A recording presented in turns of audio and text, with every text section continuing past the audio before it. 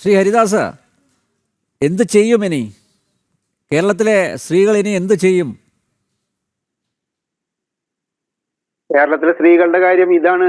ഈ അവസ്ഥയിലാണ് മുൻപോട്ട് പോകണമെങ്കിൽ വലിയ കഷ്ടമാണ് ശ്രീ അനിൽ നമ്പ്യാർ. 4 കൊല്ലം കൊണ്ട് 10,716 സ്ത്രീകൾ ഇവിടെ ബലാത്സംഗത്തിന് ഇരയായി എന്നാണ് നിങ്ങൾക്ക് സ്ക്രീനിൽ ഞാൻ വായിച്ചുകൊണ്ടിരിക്കുന്നത്. ഇത് ക്രൈം റെക്കോർഡ്സ് ബ്യൂറോയുടെ കണക്കാണ്. ഒരു കാലഘട്ടത്തിലെ വടക്കൻ സംസ്ഥാനങ്ങളിലെ പിന്നോക്ക ജില്ലകളിൽ നിന്ന് പോലും ഇത്രയും നമ്പർ കേസുകൾ ഉണ്ടായിട്ടുണ്ടെന്ന് എനിക്ക് തോന്നുന്നില്ല. ഇപ്പൊ അതുമില്ല. ഇപ്പൊ കഴിഞ്ഞ 2-3 കൊല്ലത്തെ കണക്കെടുത്ത് കഴിഞ്ഞു കഴിഞ്ഞാൽ അത്തരത്തിലുള്ള കേസുകൾ വളരെയധികം കുറവാണെന്നുള്ളതാണ് നമ്മുടെ സഹപ്രവർത്തകരായിട്ട് ആ സംസ്ഥാനങ്ങളിലൊക്കെ ഉള്ളവരൊക്കെ നമ്മളോട് പറയുന്നത്. അപ്പൊ ഇത് അമ്പരപ്പിക്കുന്ന ഒരു കണക്കാണ്. ഞാൻ നേരത്തെ പറഞ്ഞില്ലേ, സ്ത്രീകളും കുട്ടികളും, പ്രായപൂർത്തിയായ കുട്ടികളോ പ്രായപൂർത്തിയാകാത്ത കുട്ടികളോ, ഇത്തരത്തിലുള്ള നരാധമന്മാർ ഏത് ഭാഗത്തും പഴുങ്ങിയിരിക്കുന്ന ഒരു സാഹചര്യത്തില് അവരൊക്കെ പുറത്തേക്ക് ഇറങ്ങുന്നത് പേടിച്ചിട്ട് വേണം എന്നുള്ളതാണ് പറയാനുള്ളത്. ഇവിടെ റിട്ടയർഡ് SP സാറ് ഇരിക്കട്ടെ, എന്നെ ഞാൻ ചോദിക്കട്ടെ സാറേ, ഒരു ഗുണ്ടയെ പിടിച്ചിട്ട് എറണാകുളം ജില്ലയിൽ നിന്ന് തൃശ്ശൂർ ജില്ലയിലേക്ക് കൊണ്ടുപോയിട്ട് അവിടെ ആക്കിയിട്ട് കാപ്പ നിയമപ്രകാരം ഈ ജില്ലയിലേക്ക് പ്രവേശിക്കരുത് എന്ന് പറയുന്നതിൽ എന്തർത്ഥമാണ് സാറേ ഉള്ളത്? എന്താണ് ഈ കാപ്പ നിയമം കൊണ്ട് നിങ്ങൾ ഉദ്ദേശിക്കുന്നത്? ഞാൻ നിയമജ്ഞനല്ല, ഞാൻ നിയമം പഠിച്ചിട്ടുമില്ല. ചാലക്കുടി വരെ അയാൾക്ക് സുഖമായിട്ട് വരാം. ചാലക്കുടിയിലേക്കുള്ള എറണാകുളത്തിന്റെ അതിർത്തി വരെ വന്നിട്ട് അയാൾക്ക് എന്ത് വേണമെങ്കിലും ചെയ്യാം. പക്ഷെ എറണാകുളം ജില്ലയിലേക്ക് കടക്കാൻ പാടില്ല. ഇതുകൊണ്ട് ആ ഗുണ്ട അടങ്ങി ഒതുങ്ങിയിരിക്കുന്നു വിചാരിക്കുന്നുണ്ടോ? പിന്നെ ആധുനികമായിട്ട് നമ്മുടെ ടെലഫോണിക് സാങ്കേതിക വിദ്യ അങ്ങേയറ്റം ഉന്നതിയിലെത്തിയ ഒരു കാലഘട്ടത്തിലെ എറണാകുളത്ത് നിന്നും തൃശ്ശൂർ ജില്ലയിലേക്ക് നാട് കടത്തിയ ഒരു ഗുണ്ടയ്ക്ക് എറണാകുളത്ത് ഇരുന്നു കൊണ്ടൊരു ഓപ്പറേഷൻ, തൃശ്ശൂരിൽ ഇരുന്നു കൊണ്ടൊരു ഓപ്പറേഷൻ നടത്താൻ എന്ത് ബുദ്ധിമുട്ടാണുള്ളത് ഇന്നത്തെ കാലഘട്ടത്തിലെ?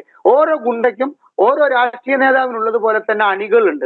ആ അണികൾ രാഷ്ട്രീയ നേതാക്കൾ പറയുന്നതാണ്. ഇതിലിപ്പോ ഒരു കാര്യം വളരെ വ്യക്തമാണ് ശ്രീ അനിൽ നമ്പ്യാർ, ആൺഗുണ്ടയ്ക്ക് പെൺഗുണ്ടയിൽ ജനിക്കുന്ന കുഞ്ഞുങ്ങളൊന്നും അല്ല ഗുണ്ടകള്. ഇവിടുത്തെ രാഷ്ട്രീയക്കാര്, നമ്മുടെ കേരളത്തിലെ രാഷ്ട്രീയക്കാര് അവരവരുടെ അന്നത്തെ കാലഘട്ടത്തിലെ കാര്യങ്ങൾ നേടാൻ വേണ്ടിയിട്ട് സൃഷ്ടിച്ചെടുത്തതാണ് ഈ ഗുണ്ടകളെ ഒക്കെ, യാതൊരു സംശയവുമില്ല. അതിന് തുടക്കം അബ്കാരികളിൽ നിന്നാണെങ്കിൽ അവർ കൈമാറ്റം ചെയ്യപ്പെടുന്നത് ഇന്നത്തെ രാഷ്ട്രീയക്കാർക്ക് വേണ്ടിയിട്ടാണ്. ഇന്നിപ്പോ പുറത്തു വന്നിട്ടുള്ള 2 കോടി കടം വാങ്ങി എന്ന് പറയുന്ന ഒരു എന്താ പറയേണ്ടത്, ഒരു MP കടം വാങ്ങി എന്ന് പറയുന്ന വാർത്തയ്ക്ക് പിന്നിലടക്കം ഇത്തരത്തിലുള്ള രാഷ്ട്രീയ ഗുണ്ടാ ബന്ധങ്ങൾ ധാരാളമുണ്ട് എന്ന് ആ വിവരങ്ങളും നിങ്ങൾക്ക് ചർച്ച ചെയ്യേണ്ടി വരും. അതുകൊണ്ട് പറയാണ്, എല്ലാ കാലഘട്ടത്തിലും രാഷ്ട്രീയക്കാർ ഗുണ്ടകളെ ഉപയോഗിച്ചിട്ട് ഇത്തരം കാര്യങ്ങൾ കേരളത്തിൽ നിർവഹിച്ചുകൊണ്ടിരിക്കുന്ന സാഹചര്യത്തില് ഇനി വേറൊരു സംഗതി, വേറൊന്ന് പറയാനുണ്ട്. ബോണ്ട് വെച്ചിട്ട് ജാമ്യം കൊടുക്കുക. അതായത് ജയിലിൽ കിടക്കുന്ന ഒരു പ്രതിക്ക് 1.5 ലക്ഷമോ 2 ലക്ഷമോ കെട്ടിവെച്ച് കഴിഞ്ഞാൽ അദ്ദേഹത്തിന് ജാമ്യം കിട്ടും. ജാമ്യത്തിൽ ഇറങ്ങിയ ശേഷം അതേ ഗുണ്ട അതേ പ്രവൃത്തിയിൽ ഏർപ്പെട്ട് കഴിഞ്ഞാൽ ഈ ജാമ്യ സംഖ്യ, അതായത് ഈ ബോണ്ട് വെച്ച സംഖ്യ നഷ്ടപ്പെടും. ഒരു ഗുണ്ടയ്ക്ക്, കേരളത്തിലെ ഗുണ്ടയ്ക്ക് 1.5 ലക്ഷമോ 2 ലക്ഷമോ രൂപ നഷ്ടപ്പെട്ട് കഴിഞ്ഞാൽ എന്താണ് വരാനുള്ളത്? ഇപ്പൊ ജയിലിലത്തെ ഇപ്പോഴത്തെ സുഖ സൗകര്യങ്ങളും ജയിലിലത്തെ ശമ്പളവും ആലോചിച്ചിട്ട് ഇപ്പൊ പുറത്ത് നടക്കുന്ന ഗുണ്ടകൾക്കൊക്കെ കുറച്ചു കാലം വരാൻ താല്പര്യപ്പെടുകയാണ് അവർ, തീർച്ചയായിട്ടും. കാരണം എന്താ, കുറച്ച് പൈസയും കൊണ്ട് പുറത്തേക്ക് വരാം. അപ്പൊ ഈ ജയില് പരിഹാരമല്ല. പോലീസുകാർക്ക് ഇവരെ അറസ്റ്റ് ചെയ്യാൻ ഭയമാണ്. ഈ കാപ്പ ബലവത്താകുന്നില്ല, ബോണ്ട് വെച്ച പരിപാടി ബലവത്താകുന്നില്ല. എന്താണ് സാർ, സാറിനോട് ഞാൻ സാർ ഇതിൽ നിരപരാധിയാണ്, റിട്ടയർഡ് ഉദ്യോഗസ്ഥനാണ്, ജീവിതത്തിലെ സർവീസിലിരുന്ന കാലം നന്നായിട്ട് സർവീസ് ചെയ്തിട്ടുള്ള ഒരുപാട് ഗുണ്ടകളെ കൈകാര്യം ചെയ്ത വ്യക്തിയാണെന്നൊക്കെ എനിക്ക് ആ ഹിസ്റ്ററി ഒക്കെ എനിക്കറിയാം. പക്ഷെ ചോദിക്കുകയാണ് സാറിന് എന്താണ് സാർ കേരളത്തിലെ ജനങ്ങൾ ചെയ്യേണ്ടത്?